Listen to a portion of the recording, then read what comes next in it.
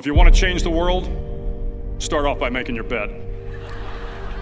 If you make your bed every morning, you will have accomplished the first task of the day. It will give you a small sense of pride, and it will encourage you to do another task, and another, and another. And by the end of the day, that one task completed will have turned into many tasks completed. Making your bed will also reinforce the fact that the little things in life matter. If you can't do the little things right, you'll never be able to do the big things right.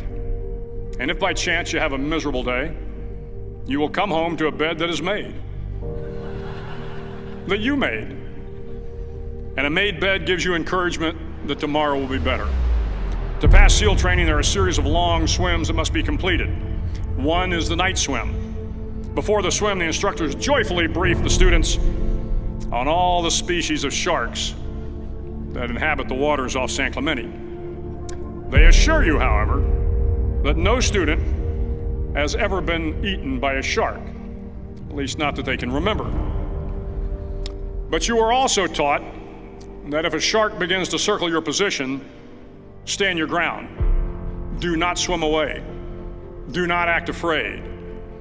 And if the shark, hungry for a midnight snack, darts towards you, then summons up all your strength and punch him in the snout, and he will turn and swim away. There are a lot of sharks in the world. If you hope to complete the swim, you will have to deal with them. So if you want to change the world, don't back down from the sharks. Over a few weeks of difficult training, my SEAL class, which started with 150 men, was down to just 42. There were now 6 boat crews of 7 men each. I was in the boat with the tall guys, but the best boat crew we had was made up of the little guys, the Munchkin crew, we called them. No one was over 5'5". The Munchkin boat crew had 1 American Indian, 1 African American, 1 Polish American, 1 Greek American, 1 Italian American, and 2 tough kids from the Midwest. They out-paddled, outran, and outswam all the other boat crews. The big men in the other boat crews would always make good-natured fun of the tiny little flippers the Munchkins put on their tiny little feet prior to every swim. But somehow these little guys from every corner of the nation and the world always had the last laugh, swimming faster than everyone and reaching the shore long before the rest of us.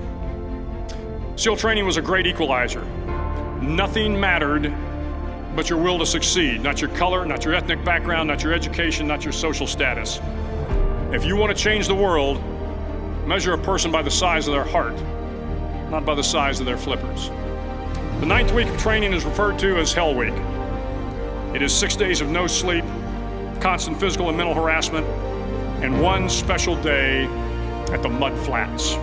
The Mud Flats are an area between San Diego and Tijuana where the water runs off and creates the Tijuana Sloughs, a swampy patch of terrain where the mud will engulf you. It is on Wednesday of Hell Week that you paddle down in the mud flats and spend the next 15 hours trying to survive the freezing cold, the howling wind, and the incessant pressure to quit from the instructors.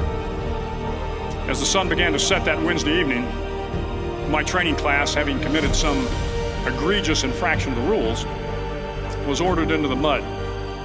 The mud consumed each man till there was nothing visible but our heads. The instructors told us we could leave the mud if only 5 men would quit. Only 5 men, just 5 men, and we could get out of the oppressive cold. Looking around the mud flat, it was apparent that some students were about to give up. It was still over 8 hours till the sun came up. 8 more hours of bone-chilling cold. The chattering teeth and the shivering moans of the trainees were so loud, it was hard to hear anything. And then one voice began to echo through the night. One voice raised in song. The song was terribly out of tune, but sung with great enthusiasm. One voice became 2, and 2 became 3, and before long, everyone in the class was singing. The instructors threatened us with more time in the mud if we kept up the singing, but the singing persisted, and somehow the mud seemed a little warmer, and the wind a little tamer, and the dawn not so far away. If I have learned anything in my time traveling the world, it is the power of hope. The power of one person, a Washington, a Lincoln, King, Mandela, and even a young girl from Pakistan, Malala. One person can change the world by giving people hope.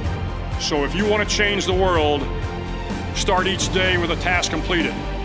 Find someone to help you through life. Respect everyone. Know that life is not fair and that you will fail often. But if you take some risks, step up when the times are the toughest, face down the bullies, lift up the downtrodden, and never ever give up. If you do these things, the next generation and the generations that follow will live in a world far better than the one we have today. And what started here will indeed have changed the world for the better.